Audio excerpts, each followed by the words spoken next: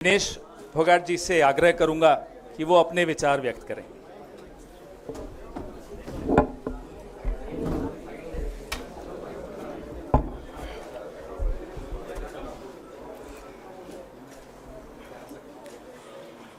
सबसे पहले तो मैं पूरे देशवासियों का बहुत बहुत धन्यवाद कहना चाहती हूँ, आप मीडिया पर्सन्स का भी, क्योंकि आप लोग ही हम लोगों को इतना through out the journey wrestling में आपने सपोर्ट किया है।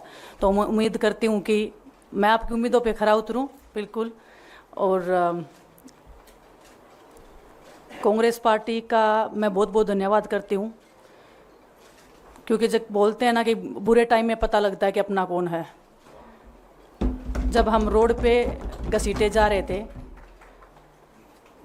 तो छोड़ के बीजेपी को देश में जितनी भी पार्टियां हैं वो हमारे साथ में थी, हमारे दर्द को समझ पा रही थी, हमारे आंसुओं को समझ पा रही थी।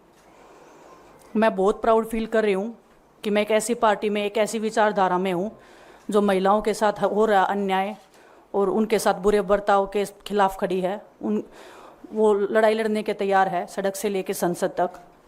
और मैं विश्वास दिलाती हूँ पूरे देशवासियों को कि जो मेहनत, जो लगन से हमने रेसलिंग में काम किया है, हम चाहते हैं कि देश के हर एक नागरिक को जो दर्द, जो तकलीफ़ हमने झेली है, खासकर महिलाओं के लिए, हर एक उस महिला के साथ में हम खड़े हैं जो अपने आप को लाचार, अपने आप को बेबस समझती है। रेसलिंग में मैंने पूरा कोशिश किया कि मैं जितनी भी महिलाओं को, छोटी बच्चियों को इंस्पायर कर सकती हूँ।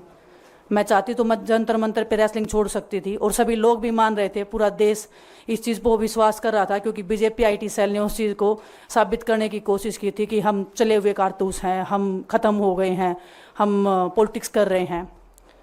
उन्होंने बोला मैं नेशनल नहीं खेलना चाहती, मैंने नेशनल चैम्पियनशिप खेला। उन्होंने बोला ये ट्रायल्स दे के नहीं जाना चाहते, मैंने ट्रायल्स भी दिया। उन्होंने बोला कि ओलंपिक्स लेवल तक नहीं जाना चाहते, मैं ओलंपिक्स में गई, मैं फाइनल्स में गई। अनफॉर्चुनेटली परमात्मा को कोई और चीज़ मंजूर होगी। एक चीज़ मुझे पता है कि जब मेहनत आप करते हो तो ज़रूरी नहीं कि आपको उसी दिशा में मिले, कई बार दूसरी चीज़ों में भी आपको वो फल मिल जाता है।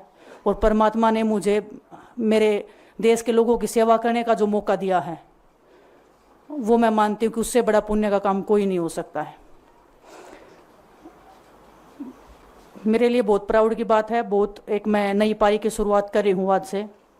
मैं चाहती हूँ कि जो हमने फेस किया एज ए खिलाड़ी होने के नाते, उन सब खिलाड़ियों को वो चीज़ ना फेस करनी पड़े। हम उनकी लड़ाई में साथ हैं।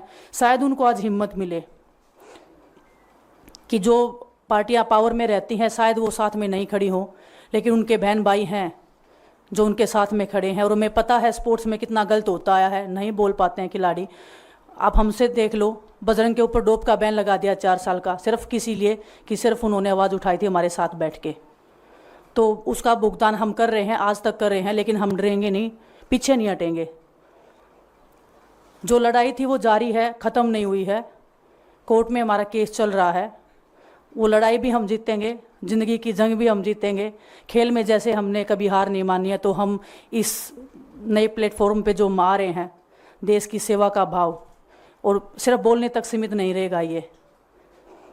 हम दिल से हमने खेल किया है और दिल से हम ये काम करेंगे, जी जान से मेहनत करेंगे, अपने लोगों के बीच में रहेंगे। जो भी हम अपने लोगों का भला कर सकते हैं, चाहे कितना ही % हमारे हाथ में होगा, वो हम करने की कोशिश करेंगे। और मैं अपनी बहनों को बताना चाहती हूँ कि आपकी बहन आपके साथ में है। किसी भी मुसीबत में, किसी भी पल, किसी भी क्षण आप ऐसे मत समझना कोई भी आपके साथ में नहीं है। जब कोई नहीं खड़ा होगा तो मैं आपके साथ में ज़रूर खड़ी रहूँगी, कांग्रेस पार्टी आपके साथ में ज़रूर खड़ी रहेगी। ये हमने फील किया था, और मैं वादे से कह सकती हूँ, दावे से कह सकती हूँ कि बिल्कुल आपके साथ भी खड़े रहेंगे। बहुत बहुत धन्यवाद आप सबका। धन्यवाद दिनेश जी। मैं बजरंग पुनिया जी से आग्रह करूंगा कि वो अपने विचार आपके सामने रखें। सभी को नमस्कार।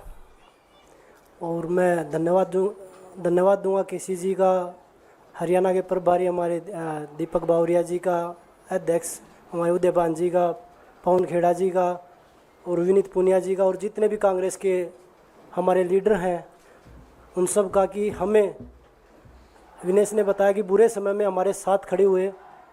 जो आज बीजेपी की आईटी सेल बोल रही है कि इनका मकसद तो सिर्फ राजनीति करना था, हमने तो उनको लेटर भेजा था, वो जब भी नहीं आए। हमने तो बीजेपी के जो सांसद थी, जितनी भी महिला सांसद थी, उनके घर पे लेटर दिया था वो फिर भी उन बच्चियों के साथ नहीं खड़े हो पाए। कांग्रेस पार्टी तो बिना कुछ हमने इनको बताया ये वहाँ पे हमारे साथ खड़े हुए। तो देश की बेटियों की जो आवाज़ उठाई उसका भुगतान हम कर रहे हैं। लेकिन ये चीज़ हमें पता लगी कि जो अत्याचार बेटियों पे हुआ जंतर मंतर पे, उसके साथ सिर्फ बीजेपी पार्टी खड़ी हुई और सभी पार्टी हमारे साथ खड़ी थी। और जो भी आज हम इस पे कांग्रेस पार्टी में आए हैं, मैं धन्यवाद देता हूं सभी का। हम अपनी पूरी मेहनत, जितनी हमने कुश्ती में मेहनत की है, जितनी हमें किसान आंदोलन में मेहनत करी है, जितना अग्निपथ योजना के टाइम पे मेहनत करी है और बेटियों के आंदोलन में मेहनत करी है, ऐसे ही मेहनत करेंगे और कांग्रेस पार्टी को भी मजबूत करेंगे और देश को भी मजबूत करेंगे और ग्राउंड पे रह के काम करेंगे। जैसे रेसलिंग में बचपन से 7-8 साल की उम्र में लगे थे, जब ये पता नहीं था कि हम ओलंपिक मेडल जीतेंगे, लेकिन धीरे धीरे आगे बढ़ते गए, मेहनत करते गए और वो मुकाम हमें मिला, क्योंकि ओलंपिक से बड़ा कोई भी प्लेटफॉर्म नहीं होता। और जिस दिन विनेश फाइनल में गई उस दिन पूरा देश जोश में था, पूरा जश्न हुआ। लेकिन अगले दिन जो घटना हुई पूरा देश दुखी था। लेकिन कुछ आईटी सेल थी जो पूरा देश में जश्न मना रही थी। तो ये देश के लिए बड़े दुख की बात है और पूरे देश को सोचना चाहिए कि आप किन लोगों को सपोर्ट कर रहे हैं। जो देश में खिलाड़ियों के साथ, महिलाओं के साथ, किसानों के साथ, जवानों के साथ जो अत्याचार कर रहे हैं, आप उन लोगों को सपोर्ट कर रहे हैं। तो मैं यही बोलूँगा कि हम मिलके मजबूती से लड़ेंगे और जो संघर्ष की लड़ाई उसमें हम हमेशा कांग्रेस के साथ खड़े रहेंगे। और जो विनेश ने बोला कि हम हर जो महिला, जो बेटियां, देश की बेटियां हैं जिनके साथ अत्याचार होता है, हम उनकी आवाज़ हमेशा उठाते रहेंगे। सभी का धन्यवाद। Stay ahead with our cutting edge news app. Instantly access the latest shorts in just 1 minute and breaking news in just 50 words. Download now for a smarter, faster news experience.